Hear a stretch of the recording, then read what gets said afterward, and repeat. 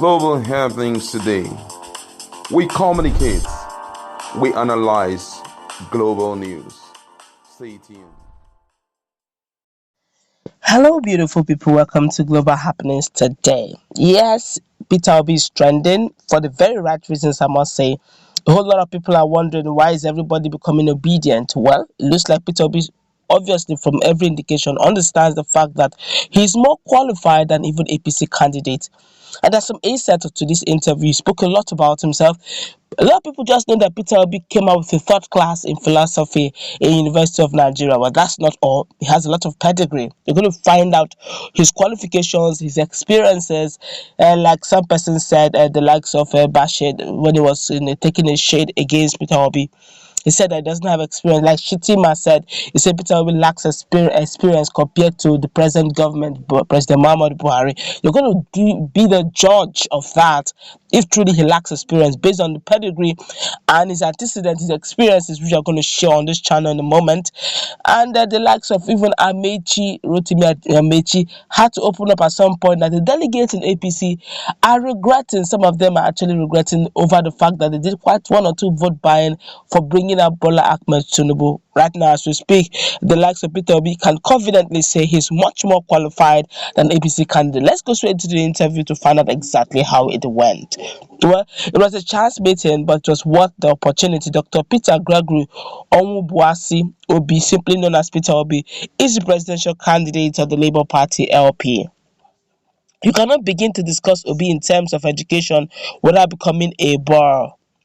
It is University of Nsukka, Lagos Business School, Harvard Business School, Boston United States of America, London School of Economics, Columbia Business School, New York, USA Institute for Management Development, Switzerland, Kellogg's Graduate School of Management, United States of America, Oxford University, SET Business School, Cambridge University, George Business School. Where do you start from? These are all his academic qualifications. My God, it is huge. It is huge. Let's continue anyway. Obi pontifies a lot and it sometimes verges on effusive sanctimony about a sense of knowledge. Some Nigerians are not comfortable with that, but he moves all the same. However, he can be forgiven, having served on the federal government or National Economic Council Committee on minimum wage, negotiation with labor on subsidy, Committee on Mass Transit, Committee on Natural Resource, Committee on Power Sector Reform, Committee on Sharing of MDGs funds, Committee on Accurate Data on Nigeria's Oil Imports and Exports, Agricultural Transformation Implementation Council, Subcommittee on Needs Analysis of Public Universities in Nigeria, or Review Committee on Power Sector. His participation in those communities, or I take that again, his participation in these committees suggests that he would be vast in the issues. But this is now a presidential contest, which is not just about being cerebral. In this interview, Obi speaks about the coalition to take back Nigeria. He discusses a number of issues in the little time we had. These are the excerpt. They asked him a question. They asked him, you have consistently maintained that education is the bedrock of development. Now, let's look at this ASUU issue. The president reportedly gave his education minister a 2-week ultimatum to resolve the issue. What's your take? This is his response. What we have on our hands is a situation that requires presidential intervention.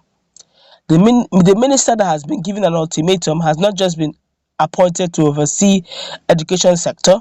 It is not that he has just been drafted into the job. This is a job that has not been done to deliver on an outcome that is desirable. So giving an ultimatum to your minister is like saying, continue to talk as they have been doing. President Buhari is the one whose decks the buck stops. He should sit with ASUU and engage and resolve this matter.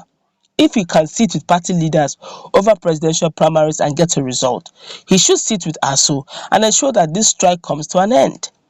Then our political leaders too should please take this matter very seriously. A situation where we have local government councillors and chairmen and assembly members earning much more than professors is not ideal. Education is the key. The president should take charge. The same things goes for the looming food crisis. Our president should spend the remaining 9 or 10 months to take personal charge.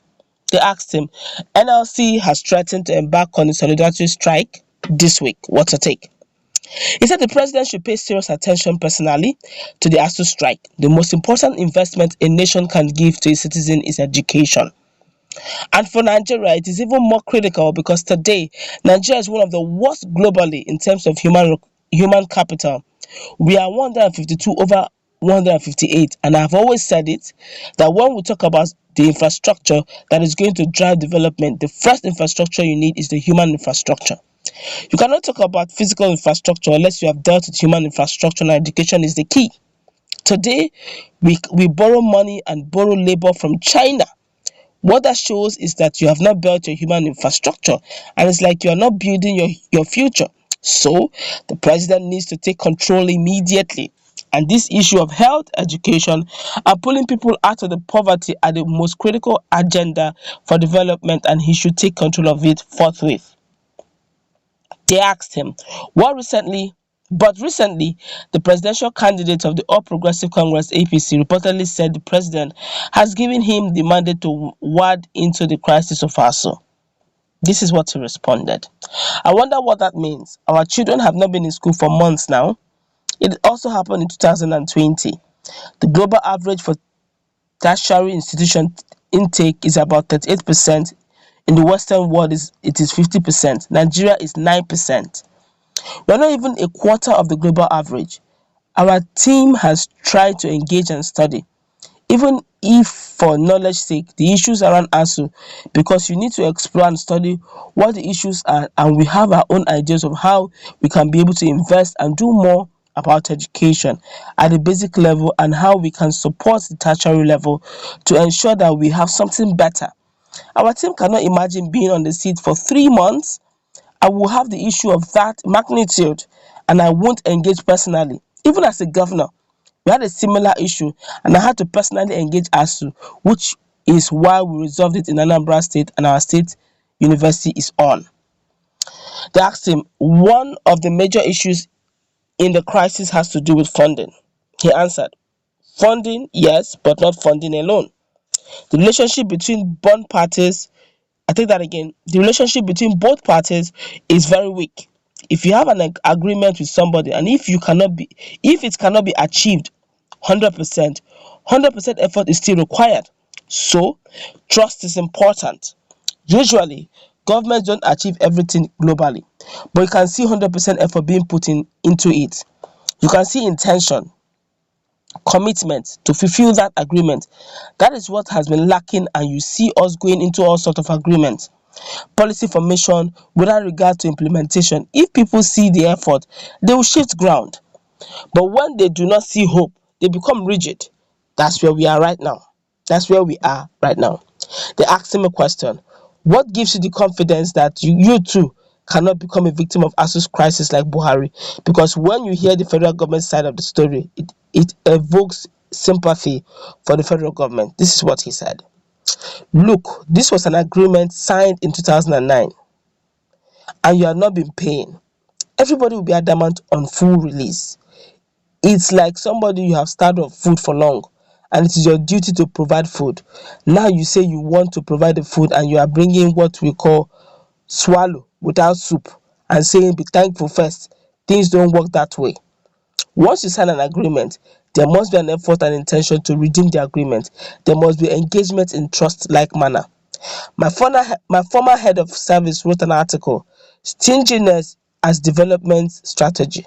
When I started cutting some allowances and waste, many civil servants were not happy. But once they saw that their leave bonuses, pensions, and gratuity were being paid with the savings, the people began to develop trust, and that was how we did it.